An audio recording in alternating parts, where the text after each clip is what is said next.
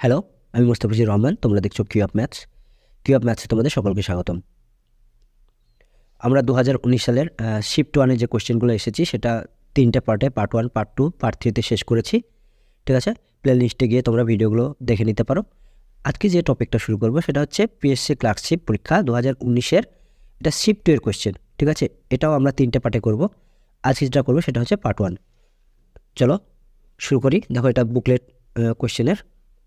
দেখো, প্রথম কোশ্চেন যেটা আছে সেটা হচ্ছে 41 নম্বর কোশ্চেন, যে যদি কোনো আসল চক্রবৃদ্ধি হার সুদে 2 বছরে সুদে আসলে 4 গুণ হয় তবে বার্ষিক সুদের হার কত? এটা হচ্ছে প্রশ্ন।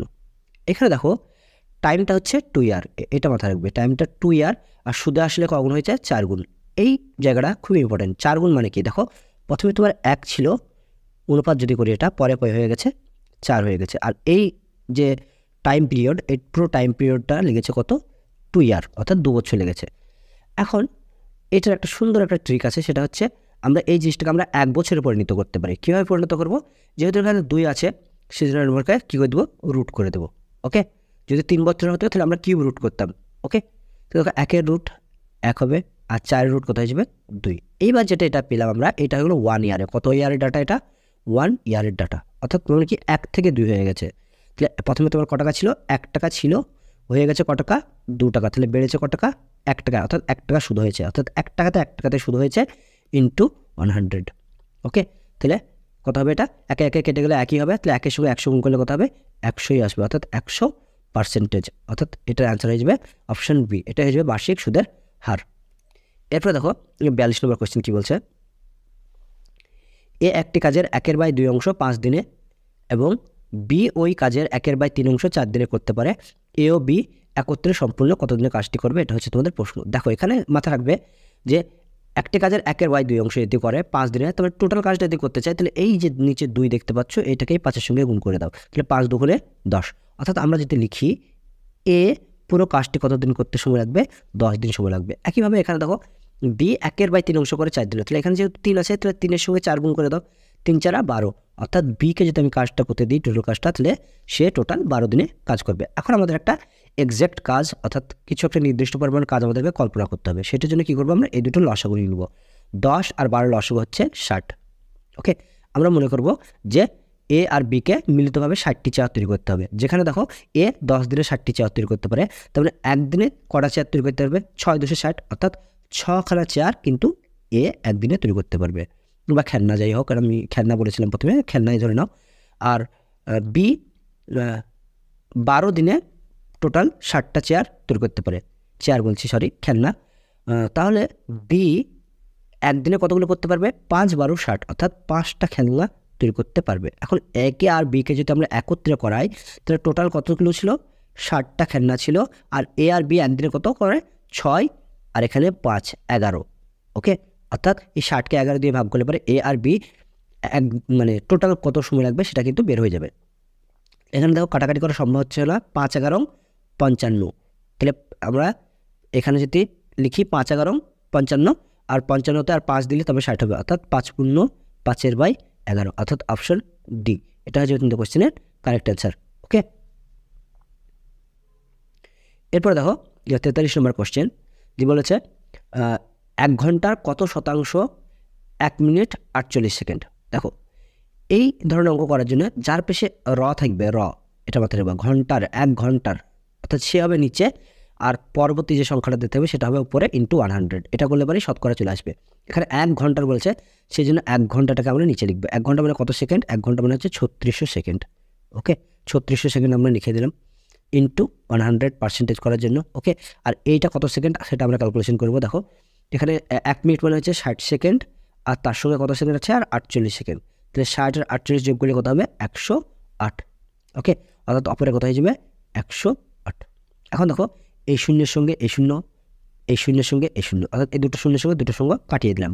ওকে, এখানকার দুটো শূন্য, ওখানকার দুটো শূন্য কাটিয়ে দিলাম। এখন দেখো 3×36 কত হয়? 108 হয়, অর্থাৎ 3 দিয়ে পুরোপুরি কাটাকাটি চলে যাচ্ছে। 3×36 108, অর্থাৎ অপশন সি, এটা হচ্ছে তোমাদের কোশ্চেনের কারেক্ট অ্যান্সার। এরপরে দেখো 44 নম্বর কোশ্চেন কি বলেছে। 60 মিটার লম্বা একটা ট্রেন ঘন্টায় 40 কিমি বেগে ধাবিত হলে কত সময়ে 90 মিটার লম্বা একটা প্ল্যাটফর্মকে অতিক্রম করবে? এটা হচ্ছে প্রশ্ন।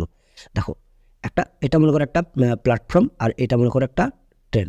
ওকে, যখনই একটা প্ল্যাটফর্মকে একটা ট্রেন অতিক্রম করতে চাইবে, এটা প্ল্যাটফর্ম আর এটা ট্রেন, যখনই একটা ট্রেন একটা প্ল্যাটফর্মকে অতিক্রম করতে চাইবে, তাহলে ট্রেনটাকে নিজের দৈর্ঘ্যতে অতিক্রম করতে হবে, তার সঙ্গে কি ওই প্ল্যাটফর্মের যেটা দৈর্ঘ্য সেটাও কিন্তু অতিক্রম করতে হবে, তবেই কিন্তু কি ট্রেনটা পুরো প্ল্যাটফর্মকে অতিক্রম করতে পারবে। অর্থাৎ এখানে ট্রেনের যেটা দৈর্ঘ্য সেটা হচ্ছে 60, আর প্ল্যাটফর্মের দৈর্ঘ্য কত 90, অর্থাৎ 90 + 60 সমান কত 150 মিটার অতিক্রম করতে হবে। ঠিক আছে, এখন দেখো ট্রেনের বেগ দেওয়া আছে, কী দেওয়া আছে 60 কিমি ঘন্টায়, 40 কিমি পার ঘন্টায়। এখন দেখো এখানে কিমিতে আর এখানে হচ্ছে মিটারে, তাহলে এইটা তোমরা অঙ্ক করতে গিয়ে সমস্যায় পড়বে। এই জন্য কি এই কিলোমিটারকে মিটার পার সেকেন্ডে, এই কিমি যেটা আছে কিমি পার ঘন্টাকে, অর্থাৎ কিলোমিটার পার আওয়ারকে কিসে পরিণত করতে হবে তোমাকে মিটার পার সেকেন্ডে পরিণত করতে হবে। এই জন্য একটা ফর্মুলা আছে, সেটা হচ্ছে 5/18 দিয়ে গুণ করতে হয়। ওকে, তাহলে আমরা এই 150কে আমরা কি বেগ দিয়ে ভাগ করবো। বেগ কত? বেগ হচ্ছে 40 ইন্টু কিলোমিটার ছিল, সেই জন্য এটা মিটার পার সেকেন্ড করার জন্য কী করবো আমরা 5/18 দিয়ে নিচে ভাগ করব। তাহলে পরে এইটা ভাগ করলে পরে আমাদের কী চলে আসবে টোটাল টাইম যেটা সেটা চলে আসবে। এখানে দেখো কাটাকাটি করার চেষ্টা করব, সেটা হচ্ছে এই শূন্যর সঙ্গে শূন্য কাটিয়ে দিলাম, এই 5-এর সঙ্গে 3 কাটিয়ে দিলাম, 3 × 5 = 15। এখন দেখো এই 18টা উপরে চলে যাবে। ঠিক আছে, উপরে যদি 18টা চলে যায় তাহলে এখন কত কত থাকবে দেখো 3 × 18 বাই নিচে থাকলো 4। ওকে, এইটা সমানটা কাটিয়ে দাও এখানে, 2 দুগুণে 4, 9 দুগুণে 18, অর্থাৎ 3 × 9 = 27, 27/2, অর্থাৎ কত আসছে 27-এর অর্ধেক। 27-এর অর্ধেক কত হবে 13.5 সেকেন্ড, অর্থাৎ অপশন বি। এটা হচ্ছে তোমাদের কোশ্চেনের কারেক্ট অ্যান্সার। এখানে আমরা কী করে বের করলাম, সেটা হচ্ছে ডিস্টেন্স, এখানে মাথায় রাখবে ডিস্টেন্স বাই বেগ, অর্থাৎ স্পিড, এটা সমানই হচ্ছে তোমার টাইম। ওকে, অর্থাৎ ডিস্টেন্সকে যেটা আমরা বেগ দিয়ে ভাগ করি, তারপর সবসময় কী আসবে টাইম আসবে। ওকে, এরপরে কোশ্চেন দেখো 35 নম্বর কোশ্চেন কী বলছে, একজন ফল বিক্রেতা 12 টাকা দিয়ে 15টি আপেল কিনে 15 টাকায় 12টি আপেল বিক্রি করে, তাহলে তার শতকরা কত লাভ বা ক্ষতি হবে? দেখো এই ধরনের অঙ্কতে সবসময় লাভ হবে, এটা মাথায় রাখবে। ঠিক আছে, তো দেখো এটা করার জন্য 12 টাকা দিয়ে 15টা কিনেছে।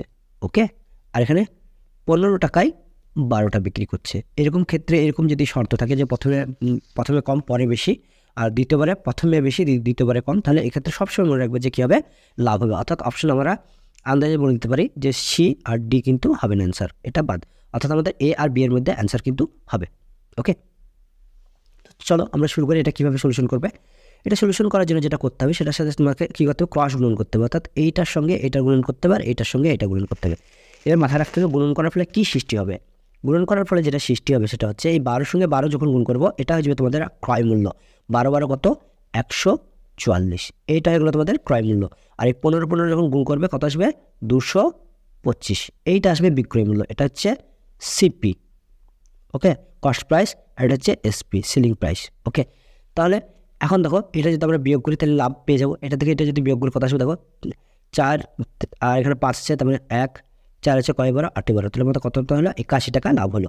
তাহলে শতকরা বাই করার ফর্মুলা কি 81/সিপি, অর্থাৎ ক্রয় মূল্য, অর্থাৎ লাভ বাই ক্রয় মূল্য ইন্টু 100 করলে পরে আমাদের লাভের শতকরা হার চলে আসবে। আমরা এই জায়গাটা করছি দেখো, তাহলে এখানে কত আমরা লিখবো 81 বাই এখানে কত আমাদের ক্রয় মূল্য হচ্ছে 144 ইন্টু 100, এটা করলে পরে আমাদের অঙ্ক চলে আসবে। দেখো এখানে কাটাকাটি করার চেষ্টা করো, 4 25 100, আর এখানে এটা 4 দিয়ে কাটাকাটি করলে কত আসছে দেখো 3 4 12, 2 4 6 24, 36 আসছে। 9 দিয়ে কাটাকাটি করার চেষ্টা করো, 9 9 81, 4 9 36, অর্থাৎ আমাদের যেটা আসলে অ্যান্সার সেটা হচ্ছে 9 × 25/4। আমি এখানে ক্যালকুলেশন করছি, দেখো এখান থেকে আমি এখানে নিয়ে যাচ্ছি 9 × 25, 9 × 25/4। এখন তোমরা অনেকে করতে পারো কি এই 9-এর সঙ্গে 25 গুণ করে 4 দিয়ে ভাগ করে দিতে পারো, তাহলে পরে অ্যান্সার চলে আসবে। ঠিক আছে, তো অত বড় আমরা এখন গুণ করবো না। দেখো আমি এটা একটা খুব সুন্দরভাবে সহজভাবে করে নিতে পারবো, সেটা হচ্ছে দেখো এই 9-এর সঙ্গে 4-এর পূর্ণ ভাঙিয়ে দেবো আর 25টাকে বাইরে রেখে দেবো আমি। ওকে, দেখো 4 দুগুণে 8 প্লাস 2 পূর্ণ মানে বোঝা, প্লাস দেওয়া মানে একই ব্যাপার, 4 দুগুণে 8 আর 1 9/4, আমরা এটা করতে পারি। অর্থাৎ এই 2 + 1/4 লিখলাম। এটা দেখো কী করে করলাম আমি এখানে বুঝিয়ে দিই একটু। 9 আছে, আমরা 4 দিয়ে ভাগ করলাম, 4 দুগুণে 8, 1, অর্থাৎ এই 2 + 1/4, 2 + 1 এই 2 টাকা রাখলাম আর 1/4। ওকে, এটা হলো 9/4 থেকে আমরা 2 পূর্ণ 1/4 আকারে লিখে নিলাম। এখন যদি 25 দিয়ে গুণ করি, 25 দুগুণে 50 হবে এখানে। ওকে, 50 + 25/4। দেখো আমরা ক্যালকুলেশনটা অনেকটাই সহজ হয়ে গেল। এখন দেখো 4 × 6 = 24, তাহলে এখানে কত হবে? 50 + 6 পূর্ণ 1/4, তাহলে 25 আর 6 কত হয়ে গেল? 56 হয়ে গেল। 50 আর 6 কত হয়ে গেল? 56 + 1/4। 1/4 মানে কি? 0.25। 1/4 মানে কি? 0.25। তাহলে কত হয়ে যাবে? 56.25, কারণ 1/4 মানে হচ্ছে 25। তাহলে এখানে অপশন দেখো, অপশন কোথায় আছে? Option A. এটা হচ্ছে কিন্তু কোশ্চেনের কারেক্ট অ্যান্সার। ওকে, এরপর দেখো 46 নম্বর কোশ্চেন। 46 নম্বর কোশ্চেনটা খুব একটা তোমাদের কঠিন হবে না। আমি একটু জায়গা করার জন্য একটু রাব করে নিচ্ছি।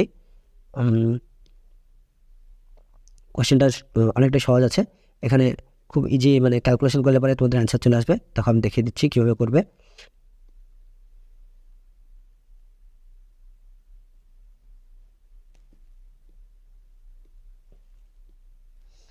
এখানে দেখা আছে যেটা, সেটা হচ্ছে 3034 - 1002 বিভক্ত 20.04 এর সরলতম মান নির্ণয় করতে বলেছে। এখানে প্রথমকার প্রশ্নটা রেখে দাও তুমি, যেটা আছে, অর্থাৎ 3034 এটা রেখে দাও, এই মাইনাসটা রেখে দাও, জাস্ট তুমি এটাকে ভাগ করে নিয়ে আসো। দেখো এখানে কত আছে?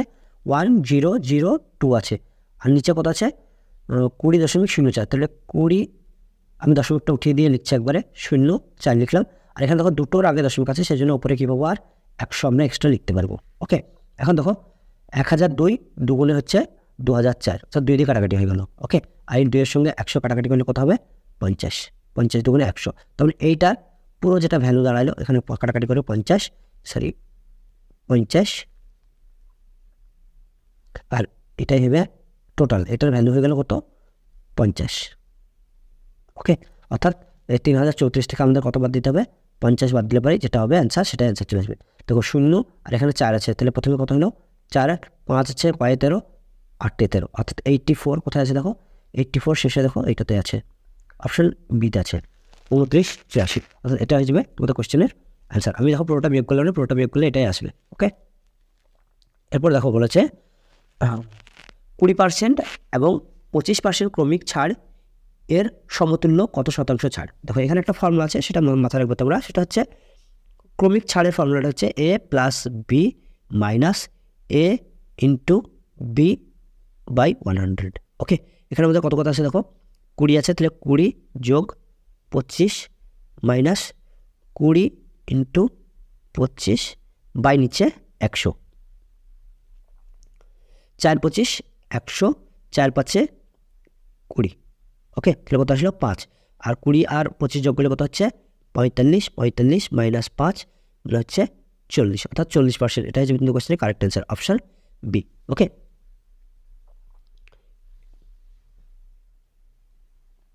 এরপরে দেখো 48 নম্বর কোশ্চেন বলেছে বিক্রয় মূল্যের উপরে 15% ক্ষতি হলে ক্রয় মূল্যের উপরে কত ক্ষতি হবে, এটা বের করতে বলেছে। দেখো এখানে একটা জিনিস জানতে হবে যে ক্ষতি হলে পরে কোনটা বড় হয় আর কোনটা ছোট হয়। দেখো যখনই ক্ষতি হয়, এখানে আমি ক্ষতিটা লিখছি, ঠিক আছে, আর এখানে লিখছি বিক্রয় মূল্য। ওকে, আর এই জায়গাটা লিখছি আমি ক্রয় মূল্য। দেখো এটা মাথায় রাখবে, যদি আমার বিক্রয় মূল্যের উপর 15% ক্ষতি মানে কি, যদি বিক্রয় মূল্য আমার 100 টাকা হয়, তাহলে ক্ষতি হয়েছে কত টাকা? 15 টাকা। ওকে, এখন মাথায় রাখতে হবে ক্রয় মূল্য বেশি হবে না কম হবে। যখন ক্ষতি হয়, এটা মাথায় রাখবে, তুমি তার মানে বেশি দাম দিয়ে কিনে নিয়ে এসেছো আর কম দামে বিক্রি করছো, অর্থাৎ তোমার ক্রয় মূল্য কী হবে? এক্ষেত্রে বেশি হবে। সেজন্য কী হবে? এত যোগ করে নাও, 15 আর 100 যোগ করলে কত হবে? 115 তোমার কী হবে? এখানে ক্রয় মূল্য হবে। তবে তো তোমার ক্ষতি হবে, নাহলে ক্ষতি হবে কী করে? কারণ 100 টাকায় তুমি বিক্রি করছো। ওকে, এখন যেটা বলেছে সেটা হচ্ছে ক্রয় মূল্যের উপর কত শতাংশ ক্ষতি হবে। তাহলে ক্রয় মূল্যের উপর যেহেতু বলেছে, ক্রয় মূল্যের, দেখো ক্রয় মূল্যের যার পাশে র আছে সে নিচে হবে, সবসময় বলেছি এটা আমরা। তাহলে 115টা নিচে করে দাও, আর নিচে উপরে রেখে দাও 15 ক্ষতিটা × 100। এটা করলে পরে তোমাদের যেটা ক্যালকুলেশন করে আসবে সেটা হয়ে যাবে কিন্তু কোশ্চেনের অ্যান্সার। কাটাকাটি করার চেষ্টা করো। এখানে দেখো আমি 5 দিয়ে কাটাকাটি করছি, 3 × 5 = 15। এখানে 5 দিয়ে কাটাকাটি করলে 5 × 2 = 10, 3 × 5 = 15। আর দেখো কাটাকাটি যাচ্ছে না, তো এই ক্ষেত্রে তো একে পূর্ণ ভাঙাতে হবে। তো পূর্ণ কীভাবে ভাঙাবে দেখো, প্রথমে 3টাকে রেখে দাও, দিয়ে এই 100-র সঙ্গে 23-এর পূর্ণ ভাঙা আর 3টা পরে গুণ করে দিবে, তাহলে তোমাদের সহজ হবে, কারণ 300কে যদি 23 দিয়ে ভাগ করো তাও হবে। ওকে, দেখো আমি 3টা রেখে দিলাম।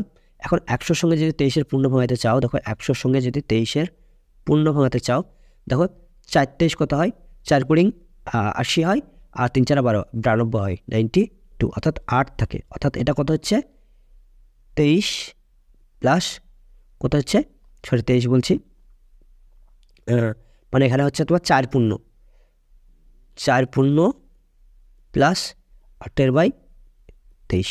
ওকে, এখন এই 3 দিয়ে গুণ করে দাও, 3 দিয়ে গুণ করলে 3 4 12 প্লাস 3 8 24/23। ওকে, দেখো 24/23 মানে কি, এখানে আর 1 পূর্ণ 1/23, এটা 24/23 মানে কি 1 পূর্ণ 1/23, তাহলে 12 প্লাস 1 পূর্ণ 1/23 সমান 12-এর আগে কত গেল 13 পূর্ণ 1/23। ওকে, অর্থাৎ এখানে অপশন কোথায় আছে, অপশন 13 পূর্ণ বলেছে, অপশন এতে আছে। এটা হচ্ছে আমাদের কোশ্চেনের কারেক্ট অ্যান্সার। এখানে দেখো তুমি চাইলে পারে 300 গুণ করবে, একটার সঙ্গে এটা গুণ করবে, 300 আসবে, 300কে 23 দিয়ে ভাগ করে পূর্ণ ভাঙাবে, এটা অ্যান্সার আসবে। ঠিক আছে, দুইভাবে তুমি করতে পারো। এখানে দেখো যে কোশ্চেনটা বলেছে 3 জনের বয়সের অনুপাত হচ্ছে 7:5:4, প্রথম ও তৃতীয় জনের বয়সের সমষ্টি দ্বিতীয় জনের বয়সের দ্বিগুণ অপেক্ষা 5 বছর বেশি, তাহলে দ্বিতীয় ব্যক্তির বয়স কত, এটা জিজ্ঞাসা করেছে। তো এখানে দেখো প্রথম আর তৃতীয় কী আছে, প্রথম হচ্ছে তোমার 7 আর তৃতীয় হচ্ছে কত 4, তো 7 আর 4 যোগ করে নাও, এদের বয়সের সমষ্টি বলেছে যেহেতু, 7 আর 4 কত হচ্ছে 11। বলছে সমষ্টি দ্বিতীয় জনের বয়সের দ্বিগুণ অপেক্ষা, তাহলে দ্বিতীয় জনের বয়সের দ্বিগুণ করো, জনের বয়স কত, দ্বিতীয় জনের বয়স হচ্ছে 5, তার দ্বিগুণ করলে কত আসবে 5 × 2 সমান 5 দুগুণে 10। এটা থেকে কে বেশি, এই দুজনের সমষ্টিটা কত বছর বেশি, 5 বছর বেশি, আর এখানে বেশি কত দেখো, এটা থেকে এটা বিয়োগ করো, 11 - 10 সমান কত আসছে 1, অর্থাৎ 1 বেশি, আর কোশ্চেনে কত বেশি বলেছে 5 বেশি, অর্থাৎ এই 1-এর মানই হচ্ছে 5। এখন বলেছে দেখো দ্বিতীয় ব্যক্তির বয়স কত, দ্বিতীয় ব্যক্তির বয়স কত 5, তার মানে দেখো 5-এর মান বের করতে হবে, তাহলে 5-এর মান কত হবে 5 × 5 = 25, 25, অর্থাৎ অপশন বি, এটা হচ্ছে তোমাদের কোশ্চেনের কারেক্ট অ্যান্সার। এরপর দেখো কোশ্চেন নাম্বার 50 কী বলছে, ক্ষুদ্রতম কোন সংখ্যাকে 20, 42 এবং 63 দ্বারা ভাগ করলে প্রতি ক্ষেত্রে 1 অবশিষ্ট থাকবে, সেটা জিজ্ঞাসা করেছে। তো এই অঙ্কটা করার জন্য যেটা করবে সেটা হচ্ছে এই সংখ্যাগুলোর কী করতে হবে, প্রথমে লসাগু করতে হবে, লসাগু করার পর 1 যোগ করে দিলে পরে অ্যান্সার চলে আসবে। এই ধরনের যত ধরনের এগুলো, মানে এটা একটা স্পেশাল টাইপের অঙ্ক, এই ধরনের যে অঙ্ক আসুক না কেন তুমি লসাগু করে যেটা অবশিষ্ট বলেছে সেটা অ্যাড করে দিলে হয়ে যাবে। তাহলে দেখো আমরা লসাগুতে চলে যাচ্ছি, লসাগু হচ্ছে কত 20, 42 আর 63 বের করতে বলেছে। ওকে, আমি দেখো প্রথমে আমি 21 দিয়ে দিচ্ছি ডাইরেক্ট, যাতে করে আমার ক্যালকুলেশন করতে সুবিধা হয়। 21কে 20 দিয়ে ভাগ যায় না, সুতরাং 20কে রেখে দিলাম। দেখো 21 দুখানে 42 আর 3 21 63। ওকে, তুমি লসাগুর ক্ষেত্রে যা দিয়ে খুশি তা দিয়ে তুমি দিতে পারো, ঠিক আছে, এতে কোনো ব্যাপার নেই যে মৌলিক সংখ্যা দিয়েই দিতে হবে। ওকে, তারপরে দেখো এখানে আমি 2 দিয়ে দিতে পারি, 10 দুগুণে 20, 2 একে 2 আর 3, তারপরে দেখো আর যাচ্ছে না, তাহলে পরে এটা আমরা কী করবো, গুণ করবো, 10 টাকা রেখে দেবো, বাদ বাকি এগুলো গুণ করে একটা শূন্য বসিয়ে দেবো। দেখো এখানে 21 দুগুণে 42, 42-এর সঙ্গে 3 গুণ, অর্থাৎ 42 × 3, 3 দুগুণে 6, 3 4 12, কত হলো 126, আর 10 গুণ মানে কি একটা শূন্য পাশে বসিয়ে দেবো, তাহলে কত হলো আমার 1260।